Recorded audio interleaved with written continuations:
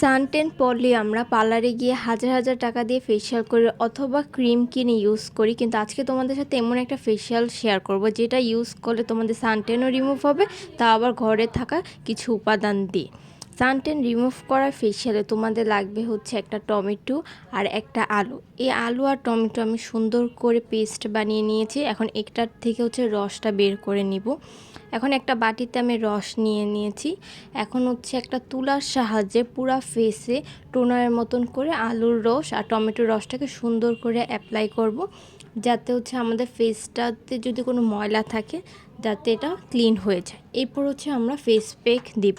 Face pack বানানোর জন্য হচ্ছে যে বেসন নিয়ে নিয়েছি পরিমাণ মতন। এরপর লাগবে হচ্ছে কফি। এখানে আমি আধা চামচ পরিমাণ কফি নিয়েছি এবং লাগবে হচ্ছে আধা চামচ মুলতানি মাটি এবং হচ্ছে আমি পুরো ফেস প্যাকটাই হচ্ছে আলু আর টমেটোর যে রস আছে সেটা দিয়ে ভালো মতন মিক্স করে ফেসিয়াল প্যাকটি বানিয়ে নেব।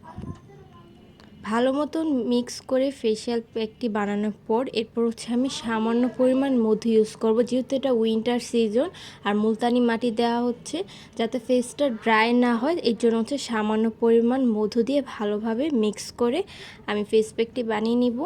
এখন হচ্ছে আমি ফেস প্যাকটি ভালো মতন ফেসে অ্যাপ্লাই করে নিব।